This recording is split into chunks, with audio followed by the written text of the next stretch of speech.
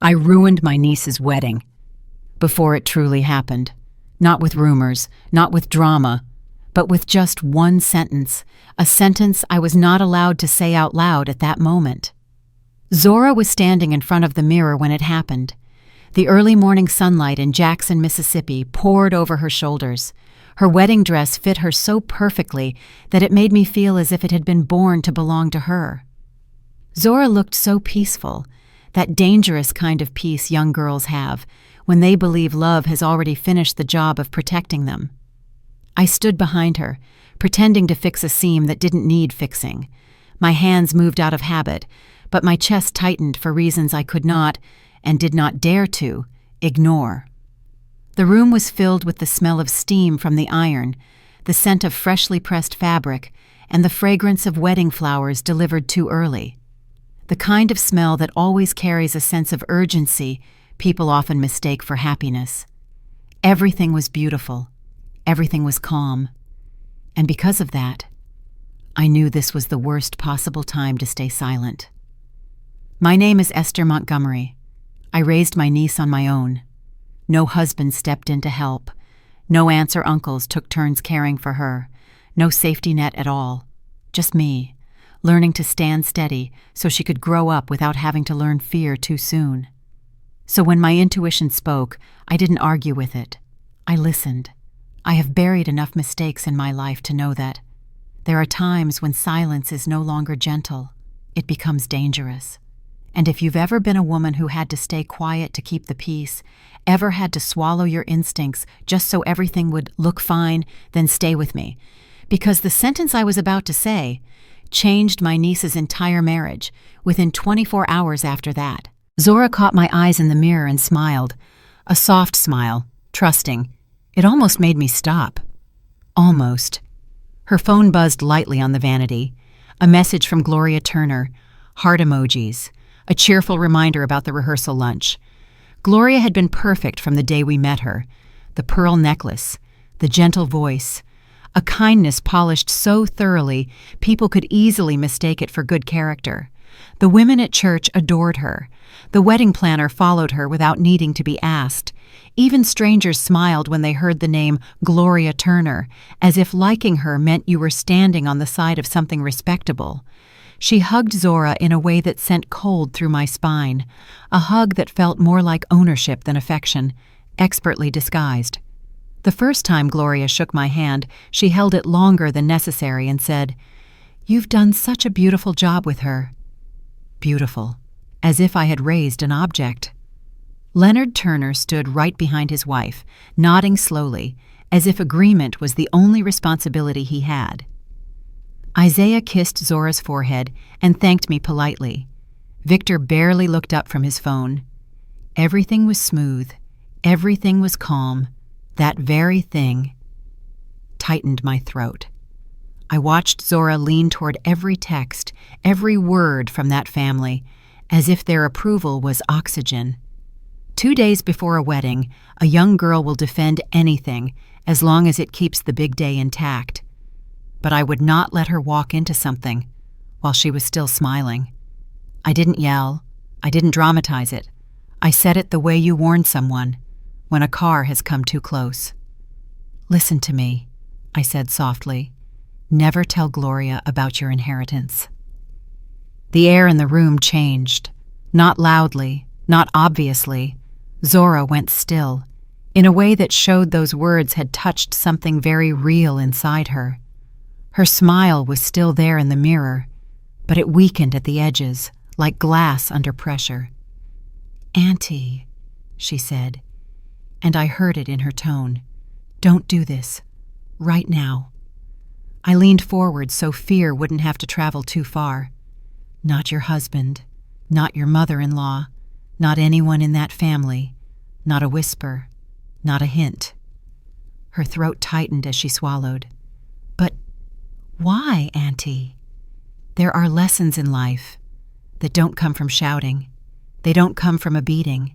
They come from paperwork, set down on a table with 2 polite hands and a smile that's far too proper." And that was when I knew. I had to tell Zora the real reason. The first time I learned how paperwork can hurt you. No one raised their voice. There was no shouting, no threats, no doors slammed. There were only gentle voices in a living room heavy with the smell of stew and lilies, and a woman smiling too kindly, sliding a folder toward me, as if she were offering comfort. Grief makes you slow. Grief makes you grateful for outstretched hands. And that is exactly why it is the perfect time for certain people to do business. It happened right after a death in my family, fresh enough that the air was still heavy, fresh enough that people kept saying, "Let us know if you need anything," as if those words alone could stitch back together something that had torn.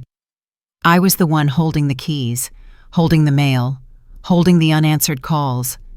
I was the one everyone looked at, because I was always the one who stood up when others fell. I didn't have money for a lawyer. I didn't even have the breath to argue. I had only a kitchen table, a stack of bills, and a heart that kept forgetting how to beat evenly. They came in mid-morning in a clean car, dressed like they were going to church on a weekday. Gloria Turner was there, younger than she is now, but already polished, still wearing those soft pearls that make other people let their guard down. Leonard stood beside her, silent as a shadow. Victor carried a box, like he'd come to help move things. Isaiah stood behind them, hands in his pockets, eyes on the floor, as if he didn't want to be seen wanting anything. Gloria hugged me and said, "Esther, we're so sorry. We'll handle the hard parts for you." Her tone sounded like a blessing. She didn't ask permission to sit. She simply sat down, as if comfort made her welcome everywhere. Then she placed the folder down with both hands, careful, respectful. "This is standard," she said. "It protects you. It protects the family. It keeps everything organized." Organized, that word, again. She explained in calm, simple sentences that they had brought paperwork to help manage things, avoid confusion, make sure no one took advantage. She spoke as if she were saving me from wolves.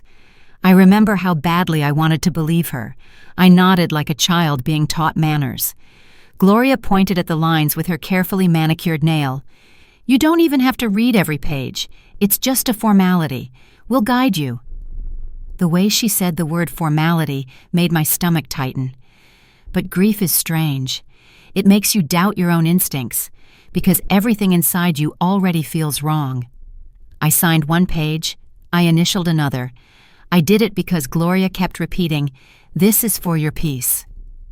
I did it because Leonard nodded slowly, steadily, like a man confirming something respectable.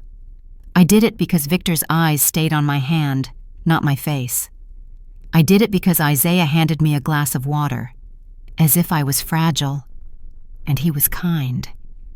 Then the air shifted, just slightly, when Gloria reached for the folder and tucked it back into her bag. Her smile didn't change, but the warmth behind it thinned out. "Good," she said softly, and from her, it carried weight. "Now we can move forward." A few weeks later, when I could finally bear the sound of my own thoughts, I took copies of what I had signed to see a woman who worked with trusts and land deeds in Birmingham, Alabama. Marian Ellis read every page without blinking. Her lips pressed together as she turned the last page. She didn't make me feel stupid, and that was how I knew. It was that bad. "These papers," she said plainly, "could have transferred control out of your hands." She spoke like a doctor reading an X-ray. She pointed out the paragraph about temporary management, with no end date. She pointed out wording that sounded protective, but was not standard at all. Protective, organized, formality. That day I learned something that never left me. People don't always steal with violence. Sometimes they steal by making you feel rude for asking questions. It took me months to undo what I had signed, many nights staring at the ceiling, wondering how I had nearly lost everything I was trying to hold on to. I didn't forget Gloria's words. I didn't forget the way she smiled as my pen moved. I didn't forget how hard she tried to make me feel safe. That memory was exactly why, 2 days before Zora's wedding, when I heard Gloria Turner laugh softly at the rehearsal lunch and tell the planner, "Don't worry, We like to keep everything organized. That's standard in our family." My chest went cold. My hands went still. I didn't raise Zora in wealth. I raised her in caution, in stretching $1, in keeping every receipt, in learning how to speak gently in front of people who smiled too wide. It's the kind of upbringing that teaches a child gratitude, but not innocence. So when people hear the number 200 million, they imagine champagne, cameras, lights, and a girl raised in velvet. But that wasn't us. That number didn't live out in the open. It lived behind doors that stayed shut, inside stacks of documents never placed on a kitchen counter, wrapped in a silence so tight it felt stitched closed.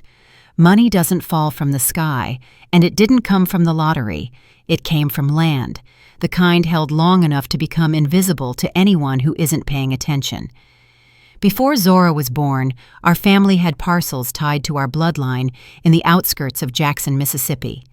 Properties so ordinary-looking people drove past without slowing down. The kind of land people call nothing special, until someone with a map and a well-tailored suit starts asking questions. Over the years, companies began circling those parcels with polite letters and quiet offers. They weren't offering because they loved us. They were offering because they saw value beneath the surface: mineral rights, leases, and agreements that could produce steady cash flow for decades. It's the kind of value that doesn't show off as luxury, but builds like pressure. There were lease payments, renewals, royalty checks that rose when the market shifted. No one celebrated it out loud. The first time I heard a number big enough to make my knees go soft, I didn't scream. I locked the documents in a drawer. Then I sat in the dark, until my breathing slowed down. Because wealth that arrives quietly can also be taken quietly. That's why it was sealed the way it was. A trust was established to hold everything the land produced and to protect the person it was meant for. It grew like a tree when you leave it alone to grow. Slow at first, then suddenly taller than the roofline. It gained value over time, the way money only can when it isn't drained by emergencies and emotional mistakes. It wasn't sitting in one single account under neon lights. It was layered, protected, and treated like a legacy, not a trophy to display. If you're listening and wondering, so why would they let Zora get married without saying anything? Remember this: the things best protected are often the things no one needs to know about. The people around us didn't know, because there was no reason for them to. Zora went to school like everyone else. She went to work. She wore the same modest dresses whenever she went to church. She learned how to say no thank you without making anyone feel offended. She learned how to keep her joy to herself. That trust taught her discipline, even if she didn't realize it. I let her live a normal life, because a normal life protects people. When people think you're ordinary, they don't study you. They don't count your steps. They don't measure your silence. That kind of invisibility keeps a woman safe. Marian Ellis told me that years earlier, in her steady professional voice, the voice she always used when she saw danger approaching. She said silence wasn't only personal. Silence could be legal. It could be strategy. It could be the line between keeping control and handing it away with a smile. She didn't use grand words. She didn't talk down to me. She only said, "If anyone outside the trust tries to anchor themselves to this money, things will get messy very fast." Then she continued, "Mess doesn't start with theft. It starts with access. It starts with assumptions. It starts when a family believes they're entitled to things they never built."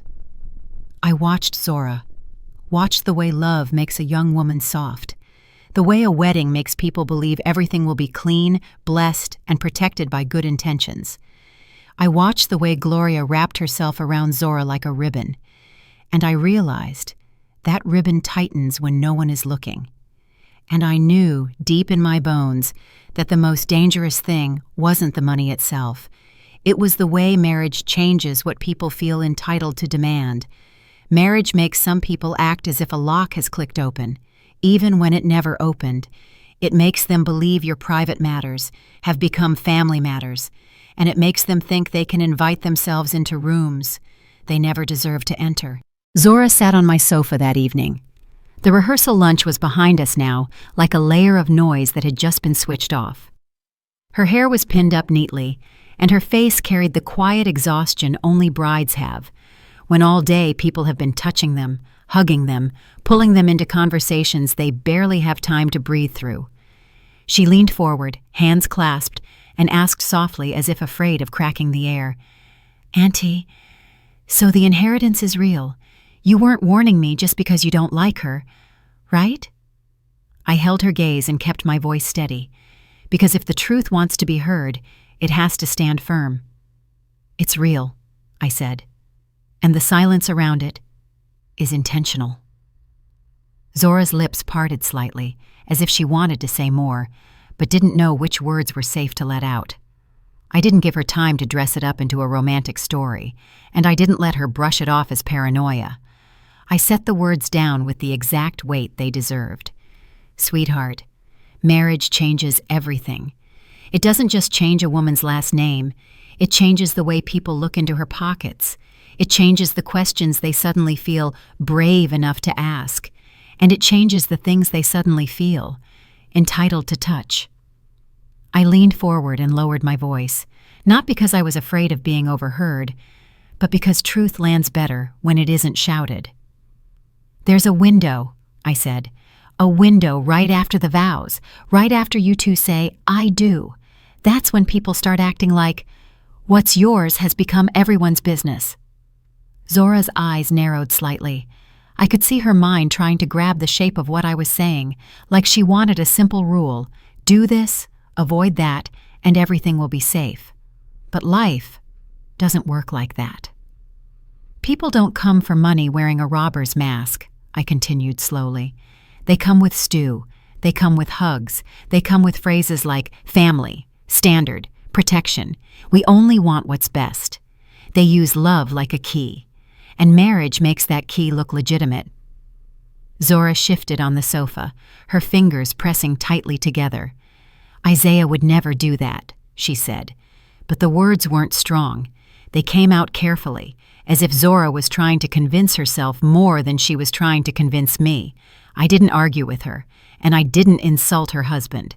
I let her keep the softness she needed to make it through the next 48 hours without shattering. I only kept the focus where the danger truly was. "I'm not telling you he's a monster," I said. "I'm only saying his mother knows how to move when everyone is distracted." Zora's jaw tightened. She looked down at her engagement ring and turned it once, as if checking whether it still fit the way it used to. "I haven't told her anything," she whispered. "Not about the trust, not about the land, nothing." "Good," I said, and the relief in my chest felt like a small mercy. "Keep it that way." I reached across and placed my hand over hers, not squeezing, just anchoring her. "Silence isn't only not speaking," I said. "Silence is control. Silence is a choice. Silence is a locked door. When you speak too soon, you don't just give information. You give people time to plan. You give them time to get advice. You give them time to build an approach that looks respectful, but is really just cornering you. That's why I warned you before the wedding, and not after. After is too late. After that, you would already be playing defense." Zora swallowed hard, then asked quietly, "So, what do you need me to do?" I held her gaze until I saw what I was waiting for. Zora stopped looking for comfort and started looking for instruction. "You do nothing," I said. "You stay silent. You let them show you who they are." Zora's breathing hitched for one beat, and in that hitch, I heard understanding begin to take shape. I leaned closer, the way I used to when she was little, when the world outside was too loud. "And listen to me," I said slowly, clearly, planting these words somewhere she couldn't forget. "If anyone brings paperwork after the wedding, you don't sign, you don't explain, you don't argue, you just say you need time, and you call me immediately." If you're listening and wondering, so what makes Esther so sure they'll bring paperwork? Because I had already seen that exact game in my own life, and this time I wasn't going to let Zora learn that lesson in blood. I told Zora about Marian Ellis, the woman in Birmingham who had saved me from my own mistake years earlier. After I found out how they tricked me, I told Zora, I went to Marian, and Marian didn't just help me undo the paperwork. She designed a completely new structure for our legacy. I remember that meeting as clearly as yesterday. Marian's office in Birmingham, an old building near the legal district where the region's land records and mineral rights files were stored. The smell of old paper, printer ink, and the coldness of the law. Marian sat behind her desk, her reading glasses sliding down the bridge of her nose, then looked straight at me and said, "Esther, after what you've been through, we need to build a fortress, not a house, a fortress." She explained it to me in a firm, decisive voice. We'll create a multi-layer trust. The first layer is irrevocable trust. It keeps everything flexible while Zora isn't married. But the exact second the girl says, "I do," that trust will automatically convert into an irrevocable trust with very specific terms. What terms?" I had asked. Marian began counting on her fingers, each point like a lock being set. First, Zora's spouse is completely excluded and cannot be a beneficiary. Second, the spouse's family is also excluded. Third, and this is the most important part, if anyone tries to coerce, persuade, or pressure Zora to change the trust or sign any paperwork related to the assets, then all of their benefits will be permanently forfeited. Marian tapped the page lightly, her voice not loud, but hard as steel. Forfeiture clause. This is our weapon. The wedding was beautiful in exactly the way money and intention can make things beautiful. Clean lines, soft lighting, music moving through the room like water. White flowers climbed along the walls of the venue as if they had grown there from the beginning. Every chair was placed exactly right, aligned, the corners angled slightly toward the altar, as if the entire room was bowing to witness something sacred. People smiled easily that day, the kind of smile that only appears when everyone believes all the important things have already been arranged. Zora walked toward Isaiah with a calm grace that tightened my chest. Her wedding dress moved around her as if it understood how far she had come to stand here. I watched her face, not to find anxiety, but to find doubt. There was none, only trust. That's the gift love gives you on your wedding day, a soft place to stand where you don't have to be on guard. Gloria Turner sat in the front row, hands clasped, chin lifted, tears placed perfectly at the corners of her eyes, enough to be seen, enough to be acknowledged. She dabbed them gently, as if performing a motion for an audience that expected it. Leonard Turner leaned in and whispered something. Gloria smiled, never taking her eyes off the aisle. Victor looked around, already bored. Isaiah stood at the front, hands clasped, back straight, looking like a man who'd been taught where to stand and when to nod. When Gloria reached out to adjust his jacket before the ceremony began, Isaiah let her. He always let her, and that was what caught my attention most. Not cruelty, not power, but permission. The ceremony went smoothly. The vows were spoken clearly. Promises rang out in steady voices. Applause rose like a wave, and for a very brief moment, even I felt pulled into it. Relief appeared when something you've been holding your breath for too long finally lands. Zora smiled at me when they turned to walk back down the aisle. Her eyes lit up. I smiled back, because I am her aunt, and love doesn't disappear just because my instincts are whispering warning. The reception flowed the way receptions like this always flow. Laughter rose and fell. Glasses clinked. People hugged Zora as if she belonged to them now, as if marriage had turned her into shared property. Gloria moved through the room effortlessly, greeting guests, accepting compliments, telling the story of the family's happiness like a host who had memorized the script. Anytime she passed Isaiah, one of her hands would land on his arm, keeping him exactly where she wanted him. He didn't pull away. He didn't step forward. When she spoke, he listened. When she laughed, he smiled. When she suggested something to the planner, he nodded, without a single question. I watched all of it from the edge of the room, the way women my age learn to, watching quietly without needing to stand in the center. There are moments in life that don't panic you. They just make you quieter. And in that quiet, you begin to recognize the pattern. At one point, Gloria walked past the gift table. Her handbag was tucked under her arm. It wasn't large, but it was structured, and heavier than it needed to be for lipstick and a phone. She set the bag down briefly to greet someone. When she lifted it again, the mouth of the bag opened just enough for me to see inside. Not cash, not personal items. Paperwork, thick, neatly stacked, edges carefully aligned, a folder pressed flat against the side of the bag, hard corner, unmistakable. My heart didn't race. It slowed. This is what calm looks like when you've been warned in advance, when you no longer react on instinct, but begin to recognize a pattern. Gloria closed the bag very quickly and kept smiling as if nothing had happened. But the weight of what I had just seen stayed with me. Then came the speeches. Gloria stood, raised her glass, her voice warm and steady, as she spoke about family, about unity, about how marriage doesn't just connect two people, but two legacies. The word legacies hung in the air longer than it needed to. Zora didn't notice.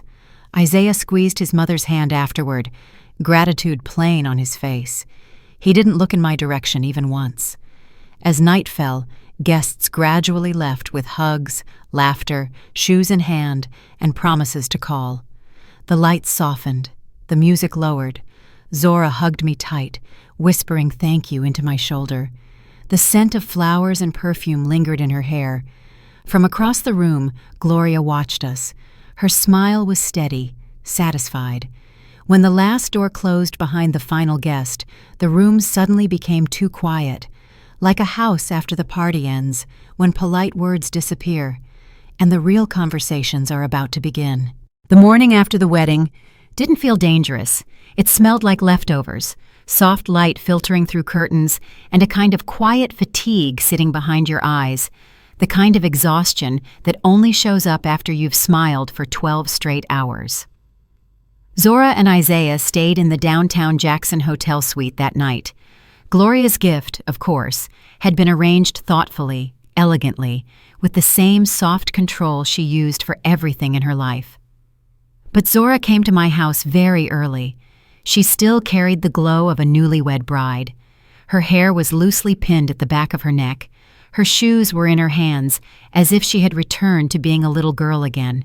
She said she only wanted breakfast with her aunt, something simple, before going back to Isaiah for the brunch his family had planned. Planned. That word kept flashing in my head, like a light that refused to turn off. Zora sat at the kitchen table sipping tea, her eyelids heavy with exhaustion. She looked peaceful, and that very peace tightened my stomach, because peace is something predators borrow when they want you to lower your guard. Her phone vibrated. Gloria, again. Zora didn't answer.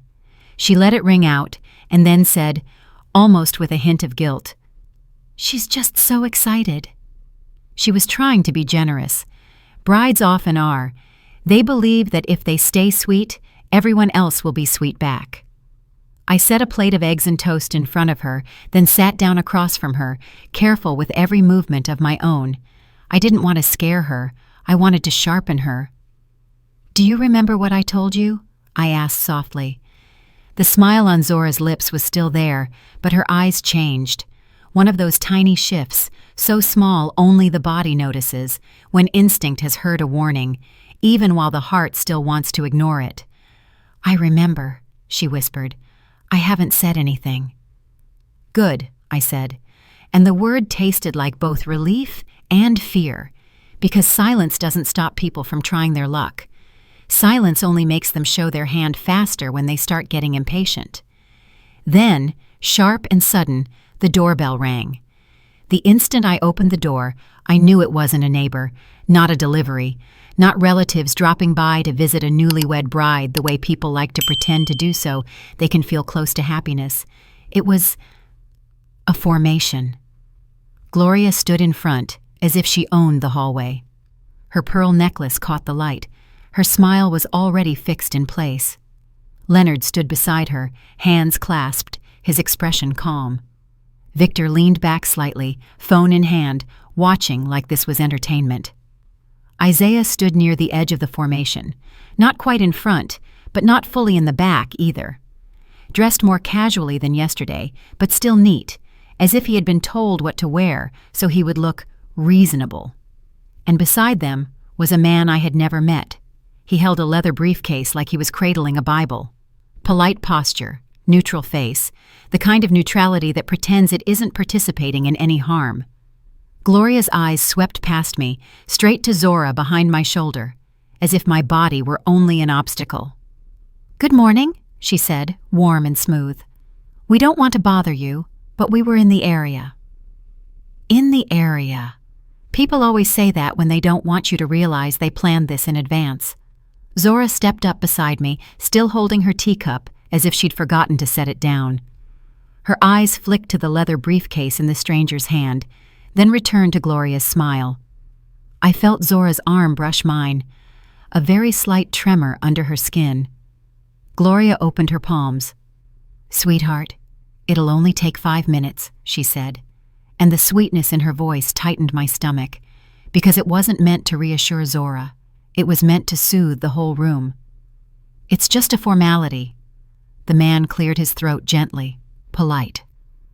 "Henry Wallace," he said, with a professional nod.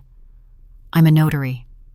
His voice carried that familiar public service tone, calm, certain, unemotional.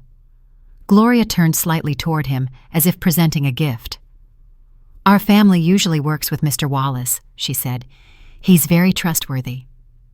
Trustworthy. Another word dropping like a pillow pressed over your mouth. Leonard nodded slowly. Silent agreement. Isaiah didn't look at Zora. He stared at the wall across from the door, as if making eye contact would force him to take responsibility. Zora's fingers tightened around her teacup. "What is this?" she asked softly. Gloria let out a small laugh, as if Zora had asked something cute. She stepped closer. Her perfume arrived first. Expensive, clean, too close. "Just post-marriage protection," she said. "A familiar procedure. Every family has its own way of starting off properly. We just want to make sure our children are protected." Our children. I saw Zora's face shift slightly. That tiny moment when a young woman warms at the feeling of belonging. Gloria knew exactly where to press. There are confrontations that don't begin with shouting. They begin with a smile, with properly chosen words, and with the sense that refusing right now will make you the rudest person in the room.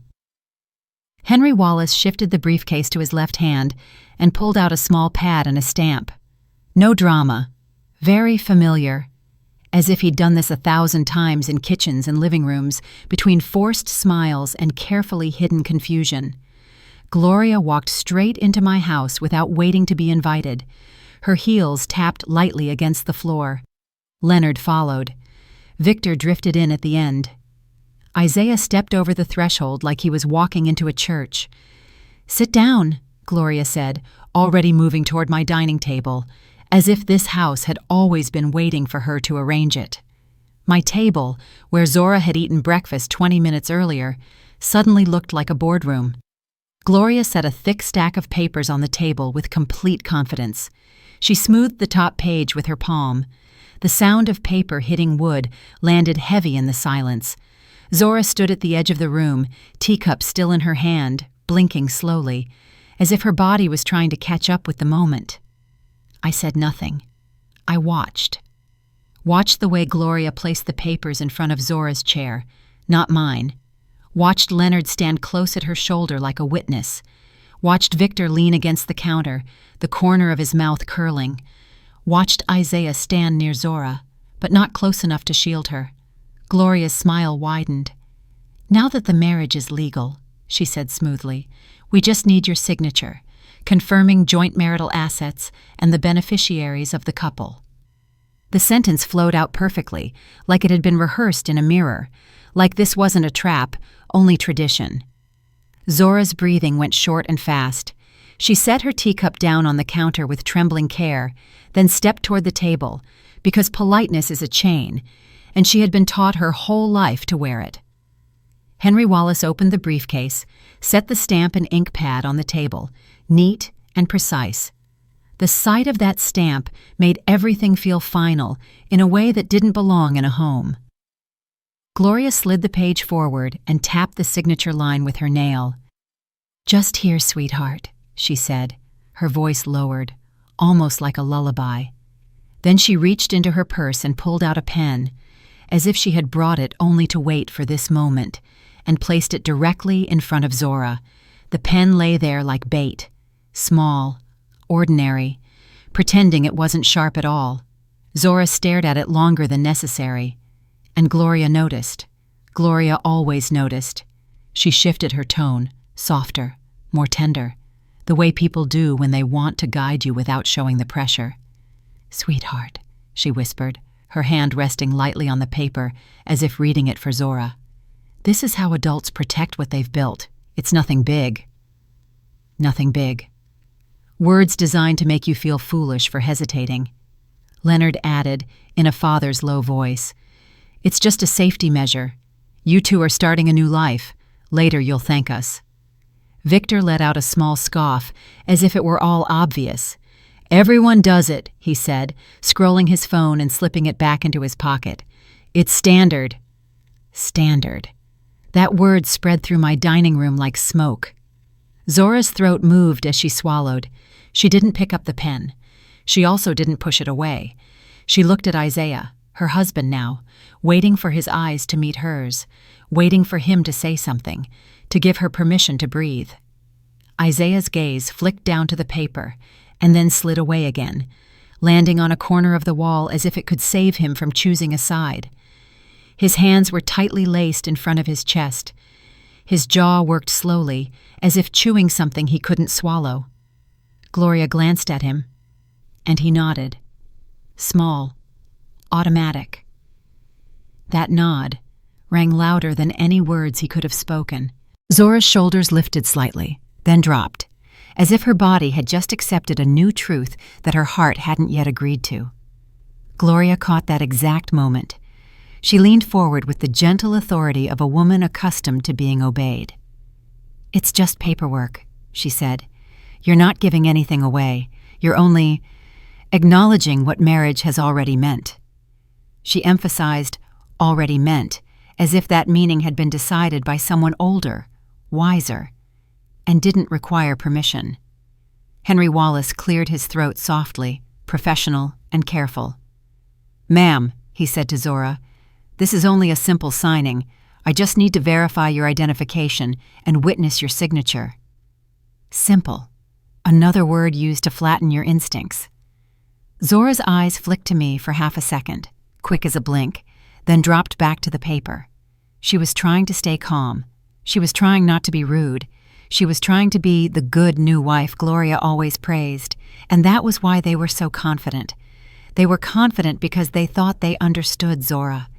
They believed she would choose peace over power, even in her own home. They believed gratitude would trap her. They believed love would soften her.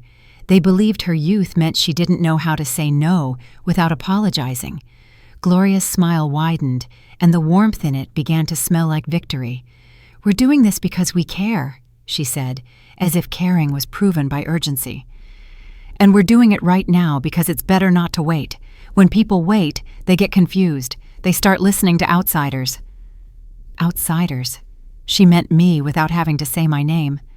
Zora's hand hovered near the pen, trembling slightly. The tremor of a hand about to do something the mind hasn't agreed to sign off on. Isaiah shifted his weight from one foot to the other, still silent, still absent, at the exact moment his presence should have been an anchor for his wife.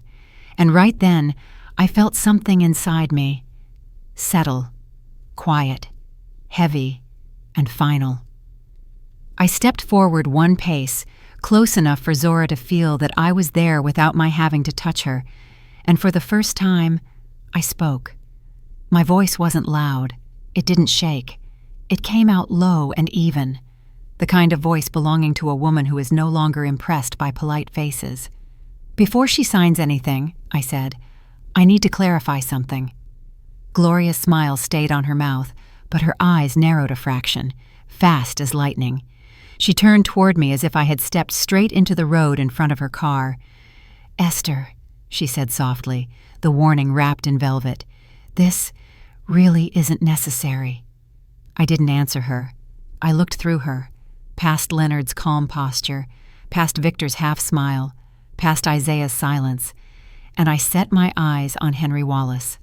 A notary's authority isn't loud, but it is real.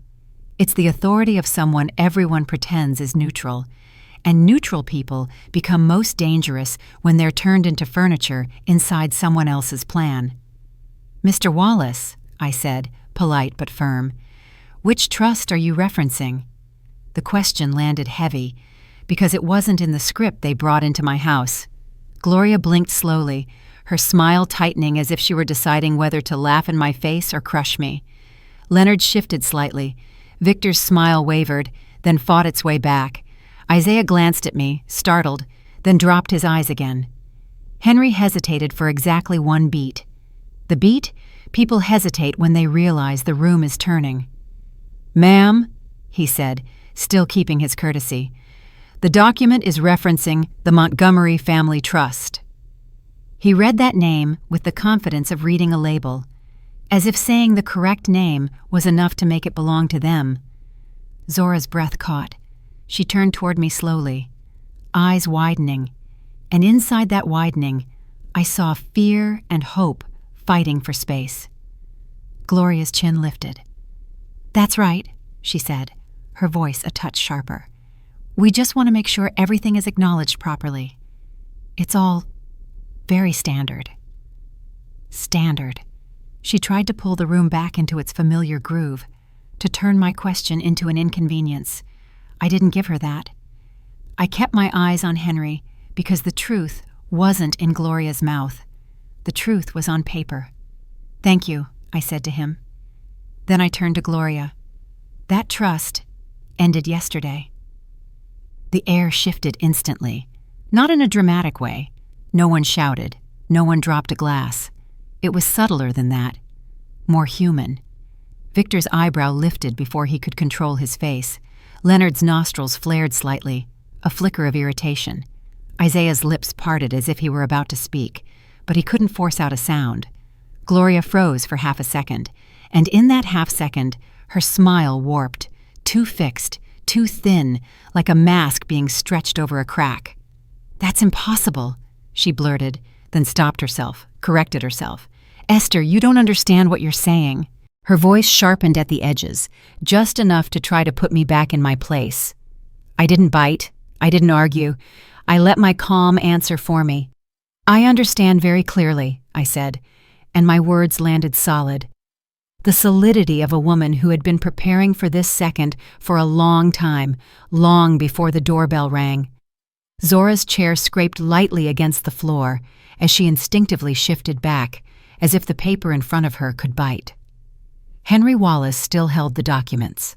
Gloria noticed immediately and leaned in at once, her hand pressing down on the stack as if she could pin reality in place with her palm. "Mr. Wallace," she said, sweet but urgent, "it's fine. Everything is in order. We've done this. We've done this." And that was soaking, was her truth slipping out. Henry didn't respond. He lifted the top page, then the second. His thumb ran along the edge with practiced care. He wasn't judging the family. He was judging his own risk. I watched him more closely, because the moment a neutral person begins to feel responsibility, the whole room loses its smoothness. "Ma'am," he said slowly, looking up at me. "Can you explain what you mean by ended?" Gloria snapped toward him. Her eyes flashed. I answered calmly. Not for Gloria, not for Leonard, not for Victor, and not for Isaiah. I answered for Zora, who needed to hear that her fear had a reason and that her silence up to this point had been armor. "I mean, the papers you're holding are anchored to a structure that is no longer in effect," I said, And if you proceed without verifying, you place your seal on something incorrect. That puts you at legal risk. Do you know what's the scariest thing? Not when someone raises a fist, but when they hand you a pen, and the whole room smiles as if sign is the only way to be loved. Gloria inhaled sharply through her nose. Controlled sound. Anger. Leonard touched her elbow as if to steady her, reminding her to stay calm. Victor forgot his phone in his pocket. Isaiah stared at the documents as if they had shifted into a language he could no longer pretend not to see. Henry lowered his eyes, turned to the title section, scanning each line more slowly, more carefully. The room lost all its smoothness. The confidence they had brought in was slipping from their hands, page by page, right there on my kitchen table. Henry's brow furrowed. He went back to the first page, then the second again, this time slower. No one spoke while Henry read. "There's a clause here," he said cautiously, tapping the page, referencing a successor structure that is activated upon marriage. Gloria's lips parted, then pressed tight. "Yes," she said quickly, leaning in. Too quickly. "That's standard. It's just an update." Henry didn't look at her.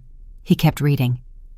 "It appears," he said, his tone still professional, but no longer merely procedural, "that upon marriage, the original trust dissolves, and a new trust takes effect." Zora's head tilted the slightest bit, as if her body understood before her mind did.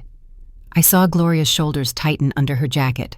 "Dissolves," Leonard repeated, his voice calm but sharp. Henry nodded once. "Yes, that's the language in the document." He glanced up briefly, then back down. "And the new trust is more restrictive." "Restrictive?" The word dropped like a stone. Gloria let out a small laugh, but it sounded wrong in the room. "Restrictive how?" she asked, sweet but tight. Henry flipped another page. "It explicitly excludes beneficiaries." He paused, reading silently longer than necessary. A deliberate slowing. Then when he spoke again, his voice had changed. "The spouse is excluded. The spouse's family is excluded." The air seemed to be pulled from Gloria's chest in one breath she hadn't intended to release. Leonard stood straighter. Discomfort slid into his posture. Victor's hands fell limp at his sides. Isaiah finally looked at Zora, his face gone pale, confusion showing in every line. Zora didn't look back at Isaiah. She looked at Henry, swallowing each word as if clinging to an anchor. Gloria tried to seize control again. "That can't be right," she said stiffly. "We were told—" She stopped, glanced at me, then turned back to Henry. "This is only acknowledgement. No one is taking anything." Henry adjusted his glasses. "There's also a clause regarding coercion," he said, quieter. The entire room unconsciously leaned in. "It states, any attempt to coerce, pressure, or rush the beneficiary to change, acknowledge, or designate benefits will trigger immediate forfeiture of any future claims." Zora sucked in a breath, a sound caught between shock and relief. Isaiah stepped half a pace toward her, then stopped as if he wasn't sure he was still allowed to cross that distance. Gloria's face hardened. "Forfeiture," she repeated, the words scraping through her throat. Henry nodded. "Yes, ma'am. And that also means proceeding without proper verification could put all parties involved at risk." He didn't say consequences. He didn't need to. The room understood on its own. In an instant, the room felt smaller, the walls closer, the table heavier, because that stack of papers no longer belonged to Gloria's confidence. I watched Gloria closely. This is the moment people reveal themselves when politeness no longer works. Her smile didn't return. Instead, she pressed her lips together, then looked straight at Zora, eyes sharp, searching for a crack. "You knew about this," she said, like an accusation covered in a thin layer. Zora didn't answer. She didn't need to. The truth was right there, black ink on white paper. Henry neatly stacked the pages again, aligning every corner with deliberate care. He slid the pen toward his leather briefcase, not toward Zora. Then, with a calm that felt final, he closed the case and snapped the latch. "I'm required to withdraw from this signing," he said. His tone was still professional, but there was no room left for negotiation. I cannot proceed without confirmation that the reference trust structure is current, the beneficiary terms are accurate, and all signing parties are completely voluntary, free from coercion. Gloria's expression cracked, not loudly, not dramatically, but visibly, in the way her shoulders stiffened, in the tight pull at the corners of her mouth, in the warmth draining from her face and revealing something colder underneath. "So, you're just going to walk away?" she snapped. No longer a request, a familiar command.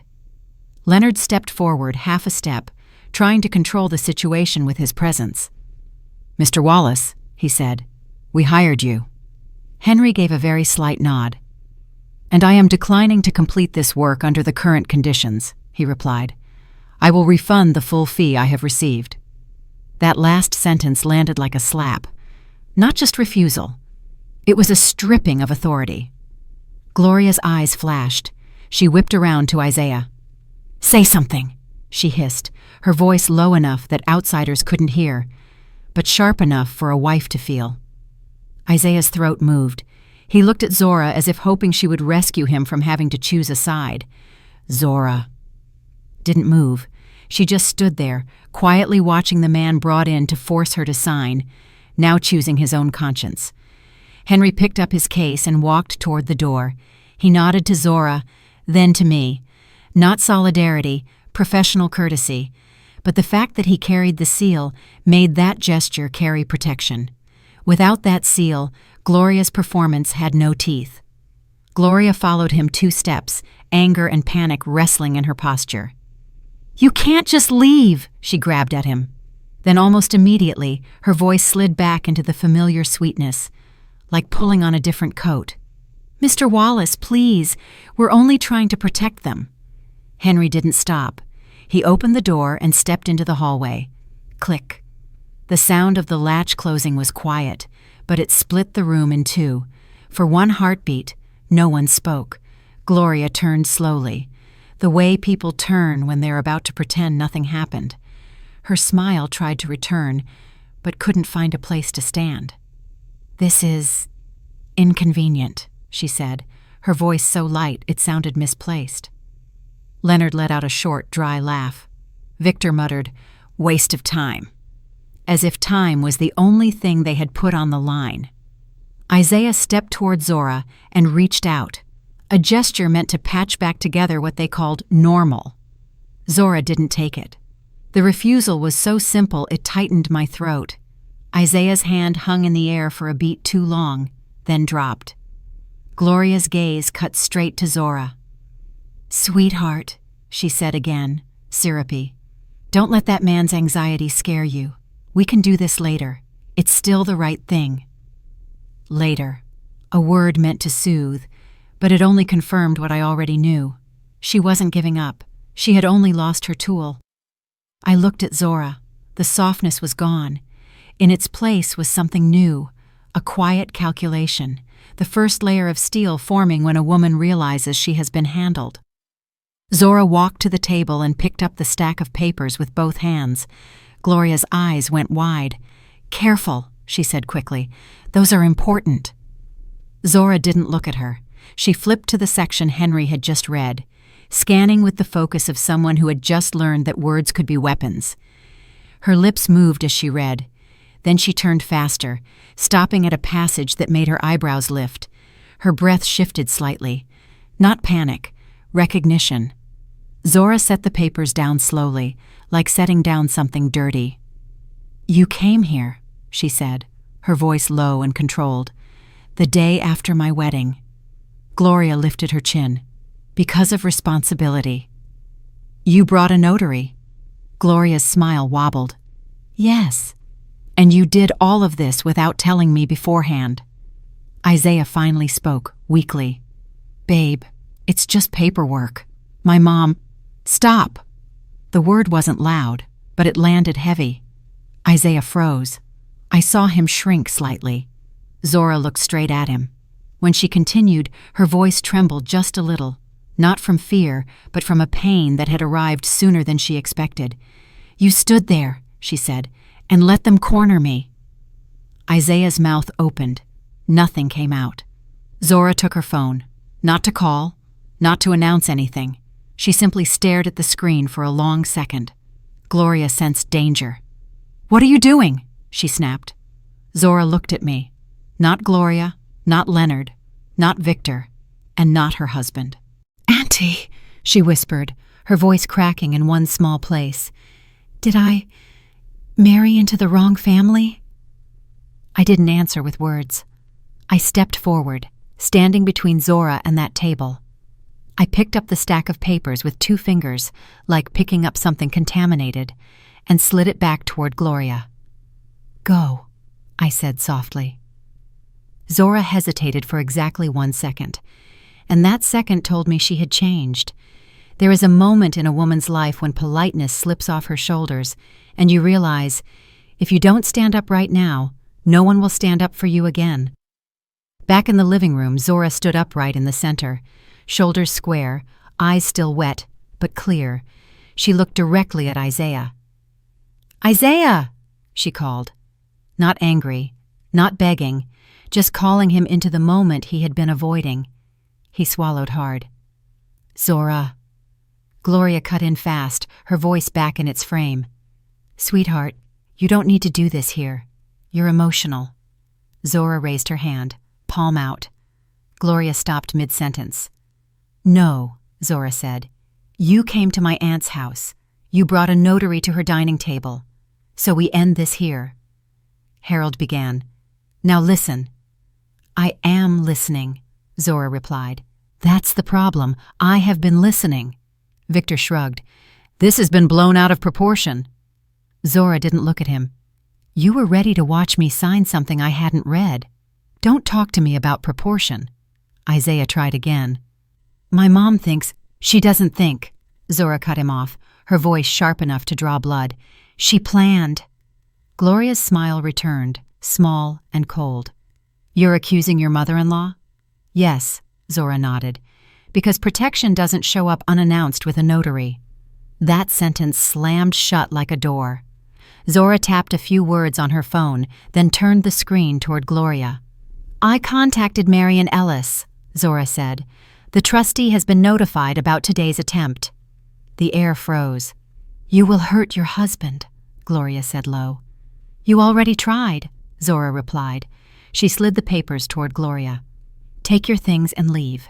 You are not allowed to come back." Gloria ordered, "Go." Isaiah didn't move immediately, for the first time. "I need time," he whispered. "After everything we've done," Gloria hissed. "I saw it," Isaiah said quietly. The door closed behind them, not loud, but this time the silence was real. I locked the cabinet. Zora looked at me, and I knew she understood. Silence didn't just protect the money. Silence saved her. If you've stayed with me this far, subscribe to the channel so you won't miss the ending, where justice doesn't come through shouting, but through preparation, clarity, and the courage of a woman who knows how to say no at the right time.